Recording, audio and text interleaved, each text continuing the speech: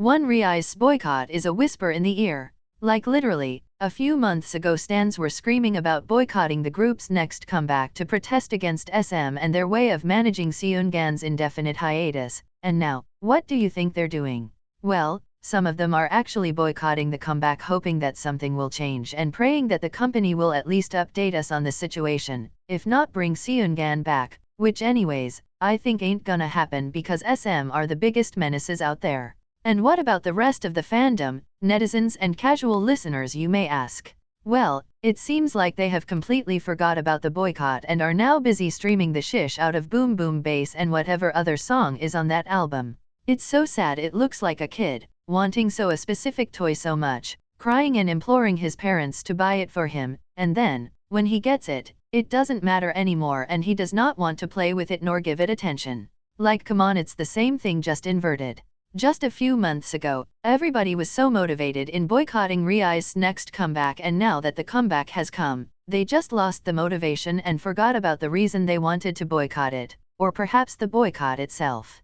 And now thinking about it, it sounds more like a student being so motivated to study and work hard the upcoming school year by the end of the summer, but after just a week, or in my case a day or two if I get lucky, forget about it all and fall back again in the repetitive cycle of laziness and sleepiness, where coffee becomes their drug, and common sense their long-lost family member they are not really missing or feeling the need to call. Too bad Villain is an actually well-made mix of Blackpink and Triple S, and I like that. Many stans criticized their group name, their debut song, and whatever they could possibly find to criticize. But in my opinion, they are pretty good. Yeah, their group name and debut could be seen as generic and a little cringe, but let me say, I have seen worse, and sometimes y'all are just bored and hate just for the sake of hating. And now you may think, judging by the fact that they have debuted a while ago, that I started liking the song after listening to it many times and it kinda grew on me. But that is not actually the case. I liked it from the first listening, and now I won't say I don't get the hate or it is the best song out there, even though the bar has been set so low by now that even a 2-minute hot garbage that sounds like fart noises could be seen as revolutionary and refreshing, but the song itself isn't that bad either. And I understand that it's not everyone's cup of tea, cause it is obviously targeting a specific audience, but I personally have nothing against it and I'll probably continue listening to it until I get tired of it, change my mind about it, or until it disappears from the charts, cause with the sick amount of K-pop songs I have in just one playlist, and it not being one of my favorites, it's not gonna have a lot of chances being heard when I listen to the playlist on shuffle. But anyways, if I would need to give it a grade, it'll probably be a solid 7.7 out of 10.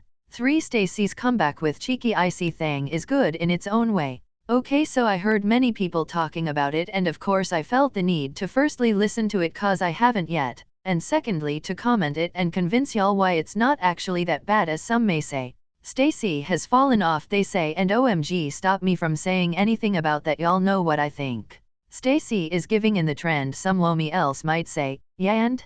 Isn't this what every group is doing nowadays without, at least most of the time, anyone complaining cause some don't care, and those who used to care just gave up complaining because they got to know the ugly truth, and that is nobody cares. And if somebody was to care, that surely wouldn't be K-pop companies. Cause they are making money, and we're talking about huge amounts of money which most of us could only dream of, and so why should they change anything? But returning to our opinions and statements people used to hate on, and sometimes, but rarely, criticize Stacey. Some of them say this sound is not made for them, and they are going too far from their roots, and so the consequences of that, according to those stans, consist in Stacey losing their identity, which would then lead to their downfall. Smells like overthinking, am I right? And you know what'll be my response to that? This title track may not be their best, neither their worst. And it probably won't be a huge milestone in their discography. But what it will be, it's a great part of many people's lives and playlists. 4. Why are some stans obsessed with victimizing/defending their faves? So for the victimizing thing, I mean fans literally making their faves look like victims cause they hear all those inspiring stories from other idols and groups that they want to have one too, so they start portraying their ults as victims when they are clearly not. Example of this being mostly stans saying their faves are unappreciated, when they are clearly not, cause most of those idols they claim are somehow not getting enough attention, or from the big 3+ hype, cause there is no way I'm saying hype is a part of that. I just can't. Yeah, they had and still have so much impact in the industry, but for me they cannot be associated to the big three. I don't even know exactly why, but anyways. Talking about the defending idols thing, yes, it may be helpful in some cases, even though mostly not much, but some people like to take it to another level and just randomly go out defending their faves, even though other stans aren't saying anything hateful or even criticizing the idols. Like, girl, calm down, they are freaking pointing out some tiny detail and trying to make a statement, let them. Like, last time I was scrolling through YouTube shorts cause I have no life and I wanted to hear some good nonsense from K-pop stans cause you know I was looking for some inspo for my opinions cause I wanna write down as much of them as I can so I can post more often. But returning to the main subject, as I was scrolling I bumped into this video which I for some reason decided to watch because it was kinda smelling like K-poppies saying nonsense and frick I was right. In the video, there were photos of the media in which Hanni from New Jeans could be seen, looking like she is experiencing hair loss due to stress in a, I guess live where she had no hair extensions or whatever as much as I and we know, so allegedly, but I believe most likely, that was her real hair. And I stopped the video, looked at it closer, and let me say, it could be as much as it couldn't. I have fortunately never experienced hair loss in my life till now, so I do not know how it feels neither looks firsthand, but I guess it can look different on everybody, depending also on the reason behind the hair loss. So I won't dive too deep into that, but what I wanted to say has actually not much to do with Hanni's hair, neither her alleged hair loss, but the way people reacted to it, or more specifically, the way bunnies, or just Hanni stans in general responded to the general public's comments. Like, people were out there just trying to figure out what might be or not the cause of the sudden hair loss, discussing on how potentially alarming could it look and stuff, and then there were bunnies, that, out of the blue started defending Hanni, saying she always had a lot of baby hair and that is just it.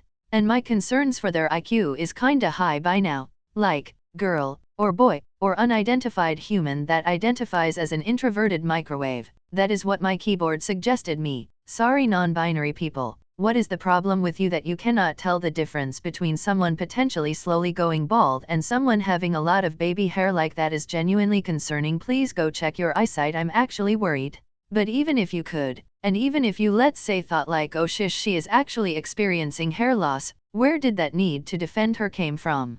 Couldn't you just be sorry for her if you think that the raise of awareness about it is gonna end up being real? Or just think anything you want and shut up about it because that is what you do when there are crazy people out there. If you think it's not a problem at all or maybe it isn't something concerning, why did y'all decided to go defend her when she wasn't even getting attacked in the first place? Why are you guys like that? Why do you do this to me? What did I do wrong in my past life to deserve being exposed to such nonsense and hilariousness that isn't even funny enough to make me laugh but just cry on a daily basis? Cause at this point you're making me believe I really did some terrible stuff. 5 and we're back with the panties on stage. So I guess y'all can remember Blackpink's Born Pink tour that occurred last year. And most of you probably remember it for 2 reasons. Either because of the lazy dancing and embarrassing lack of professionalism that was showed by basically everyone, from the staff and the company that decided to make the girls go on tour and also rush it just for the sake of it, to the members themselves, being picky with their stage presence and overall hard work they wanted to put in for this embarrassment of a tour, and I'm not saying names. Or either because of its exaggerated and sexualized outfits, just to get that sprinkle of extra attention and, initially just a pinch but then the whole salty jar of controversy. Like, I sometimes feel like the stylists thought they were making outfits for P-stars, then remembered these fabrics were meant to be worn on stage but had already run out of material and so they thought to themselves, well, let's just add some glitters and decorations and it'll be fine. What the worst that could happen? And yeah, maybe they thought right cause in the end, it didn't seem like most of the members had a huge problem with it, and it's important to underline the fact that sometimes they themselves chose the outfits so yeah, you do you I guess. That is Blackpink anyways, and they will be popular and get support and praise for anything they do so I guess nobody gives an fuck. But with now ITZY being on tour and attending various schedules while being in a kind of tough and complicated position with the general public, JYP is really doing them nasty. Like, I guess their team is trying to do anything they possibly can to get the group get attention, but sis don't cross the boundaries for Namjoon, the saint protector of idols' sake. Cause the fact that the Blackpink girls were, at least as much as we know, fine with the clothes they were given, doesn't mean ITZY will be too. If your group is not getting much attention from the general public, painting them with a sexier and more appealing image ain't gonna help. Haven't you learned nothing, JYP? This is not the first time you make silly decisions and come up with silly solutions to inexistent, or may I say unimportant, problems. Like, ITZY is a 5-year-old group with, maybe not huge popularity when it comes to the general public, but still solid fan base, which equals to solid streams and album sales. So where is the issue? You are not even in a shissy but unapologetically well-deserved position like YG, who now needs to rely heavily on Baby Monster and a little bit on Treasure, cause they apparently like making their idols wanna leave the agency by treating them and making them feel like garbage while making them sing they are the best and richest out there. Your idols are doing just fine and you have a stable income. Your only issue is that you may have too many groups, which, don't get me wrong, is great, but that only if you know how to manage them, and looking at JYP, that is not the case. Especially cause they focus too much on getting approval from netizens and the overall general public by frequently changing plans and so comebacks for their groups, instead of taking more care of building an original sound and image that works well for the group, so they can build a strong and solid fan base that will support them no matter what, and so bring both the groups and the company's income to a certain level of stability.